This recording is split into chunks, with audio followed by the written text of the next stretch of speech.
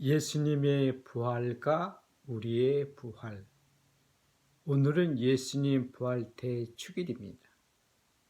모든 전례는 해가 진 후 시작되니 토요일 저녁부터 예수님께서 부활하신 것을 기뻐하는 것입니다.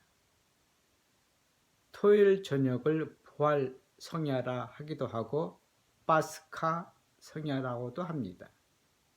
파스카는 유대인들이 이집트에서 탈출해 나온 사건을 기념하는 축제이고, 부활은 예수님께서 돌아가셨다 부활하신 것을 기념하는 축제입니다. 유대인들은 파스카 축제를 충분히 지난 후 보름경에 지냈는데, 예수님께서 유대인 파스카 기간 중에 최후의 만찬인 파스카 음식을 제자들과 함께 드셨고, 그 기간 중에 부활하셨기에 교회에서는 파스카 성야와 부활 성야를 함께 쓰고 있습니다. 예수님 부활 성야 때 7편의 구약 성경과 1편의 서가문, 그리고 하나의 복음서를 읽습니다. 초대 교회 때는 1년 중 예수님 부활 축제만 있었고, 성탄절이니 사순절이니 그런 것이 없었습니다. 부활 축제 때 해가 진 후 시작하여 다음날 해가 지기 전까지 축제 분위기였습니다. 부활 축제 때 해가 진 후 시작하여 다음날 해가 지기 전까지 축제 분위기였습니다. 예수님께서 돌아가셨다가 부활한 것이 얼마나 기뻤으면 그렇게 했을까요? 하루만 축제 지내기에 부족했는지 부활 축일 다음날부터 8일 동안 부활 축제를 지냈습니다. 부활 8일 축제라고 합니다. 이 기간 동안 초대교회 때 새 영사제자들은 부활 때 입었던 흰옷을 입고 지냈고, 일반 그리스도교 신자들은 새 옷을 입고 지냈습니다. 8일도 부족했는지 나중엔 성령 강림 대축일까지 7주간을 축제 기간으로 지냈고, 그 전통이 오늘까지 이어져 내려오고 있습니다. 부활 성야 때, 그리고 예수님 부활 대축인 낮과 밤에 루카복음서 24장 1절부터 12절, 그리고 13절부터 35절을 읽습니다. 1절부터 12절에서 예수님께서 부활하신 소식을 어떤 두 남자가 알려줍니다. 예수님 시신을 모신 무덤에서 눈부시게 차려입은 남자들이 어찌하여 살아계신 분을 죽은 이들 가운데서 찾고 있느냐? 그분께서는 여기에 계시지 않는다. 되살아나셨다. 24장 6절. 그리고 13절부터 34절에서는 예수님께서 직접 나타나시어 엠마오로 가는 두 제자들과 동행하시는데, 제자들은 동행 중 저녁을 드시는 자리에서 눈이 열려 예수님을 알아보았으나 예수님께서는 그들에게서 곧 사라지십니다. 32절, 31절. 두 제자가 예루살렘에 돌아와 11제자와 동료들이 예수님께서 되살아나셨다는 소식을 듣자 그들도 길에서 겪은 일과 빵을 떼실 때 두 제자가 그분이 예수님을 알아보았다고 합니다. 34절. 아마도 예수님께서는 부활하신 후 여러 제자들 앞에 나타나신 듯 합니다. 초대교회 때 예수님께서 부활하시어 교회는 축제 분위기였다는데, 오늘날 우리만 축제로 지내지 못하는 이유는 무엇일까요? 예수님 부활 7주, 아니 부활 8일, 아니 단 하루가 축제처럼 느끼지 못하고 축제로 지내지 못하는 이유는 분명합니다. 그것은 우리가 예수님과 함께 죽지 못했거나 죽지 않았거나, 그리고 예수님과 더불어 우리가 부활하지 못했기 때문입니다. 죽었다가 다시 살아난다는 것이 무슨 의미가 있을까요? 성경에는 죽었다가 다시 살아난 사람들 이야기가 있습니다. 구약 성경에서는 엘리야가 시돈 지역 사렙타의 과부의 아들을 다시 살리는 이야기가 나옵니다. 주 저희 하나님, 이 아이 안으로 목숨이 돌아오게 해 주십시오.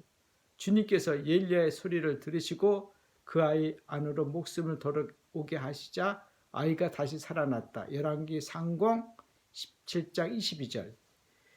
열왕기 하곤 4장에는 엘리사가 죽은 아이를 다시 살린 이야기가 납니다.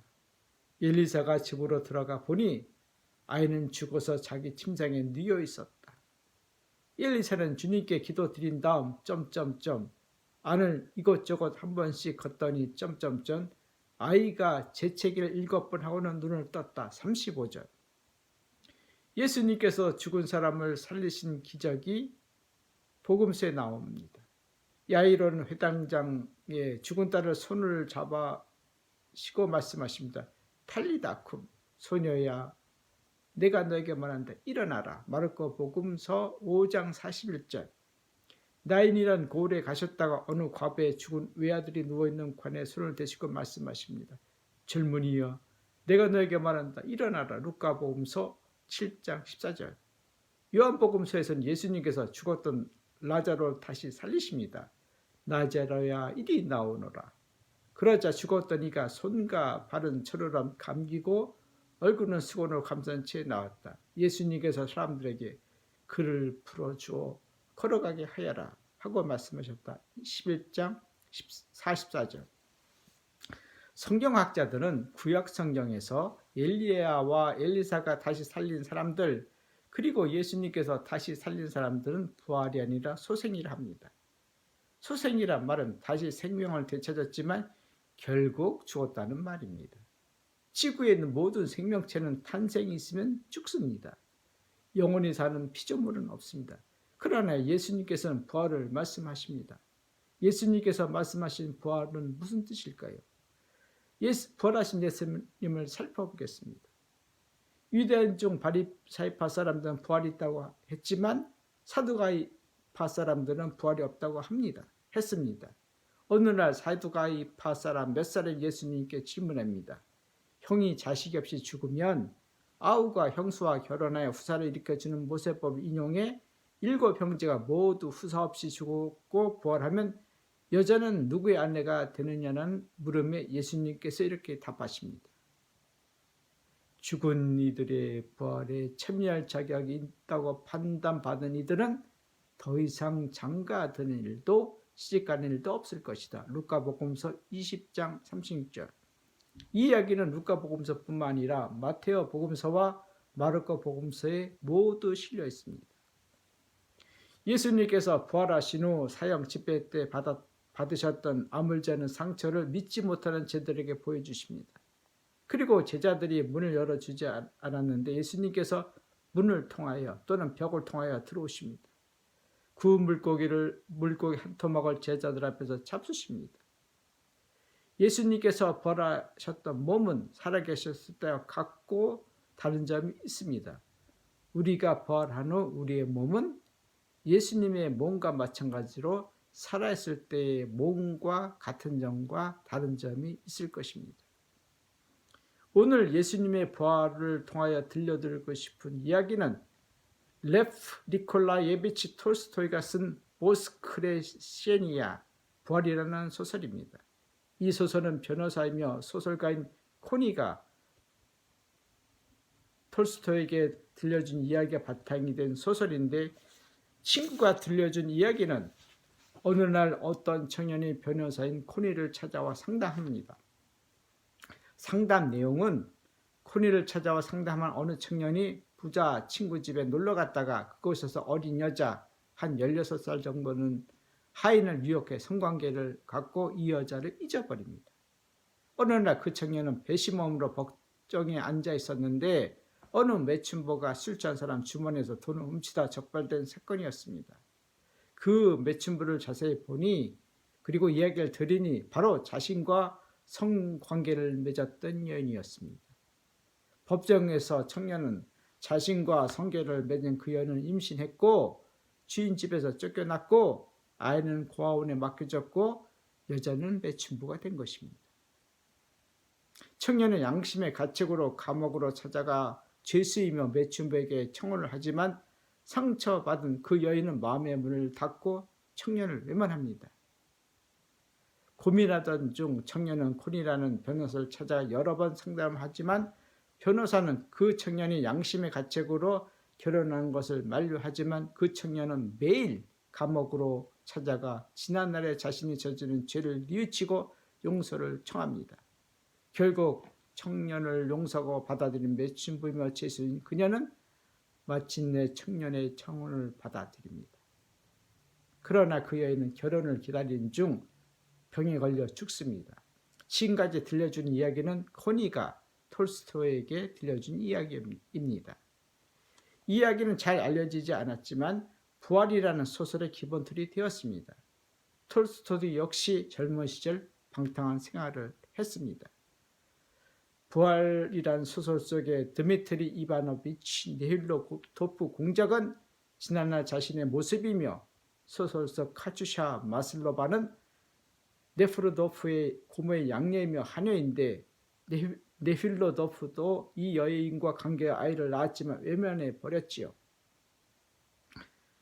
그래서 소설 속 카츄샤 마슬로바는 톨스토이가 방탕한 생활 중 만난 여인과 코니 변호사를 찾아온 청년과의 합성된 인물인 셈입니다. 그래서 부활이라는 소설은 톨스토이의 자전적 소설이라고도 합니다. 이 소설은 톨스토이가 나이 1이 넘어서 쓴 소설인데 10여 년 전 60대에 비슷한 이야기인 토니의 이야기는 소설이 있었지만 톨스토이는 이 소설을 10년 동안 재구상하고 재묵상하고 재참여하면서 완성시킨 소설입니다. 부활이란 소설에서 네힐로도프는 마슬로바 고명운동을 하던 중 부자들에게 유리한 제도와 법의 회의를 느낍니다. 러시아 정계에도 사회의 타락과 부패에 침묵하고 강자 편이었습니다. 소설 속 네힐로도프는 러시아 사회의 모든 문제는 결국 사랑과 용서라는 것을 성경을 읽고 깨닫습니다. 소설 부활에 나오는 러시아 사회와 톨스토이가 살았던 러시아 사회가 크게 다르지 않았을 겁니다. 예수님의 부활을 통하여 나누고 싶은 것은 세상의 모든 문제는 결국 용서와 사랑의 두 마음으로 해결할 수 있습니다. 끊임없이 우리를 죽이려는 사람들을 용서하고 그 사람들을 사랑하는 우리가 죽어야 한다는 것입니다. 용서하고 사랑하는 사람들이 매년 죽을 수 있다면 예수님께서 매달, 매년 부활하셨듯이 우리도 매달, 매년 부활할 수 있습니다. 올 부활절이 우리가 참으로 사람들을 용서하고 사랑하여 죽었다가 예수님과 함께 부활하는 첫날이 되셨으면 합니다. 고맙습니다.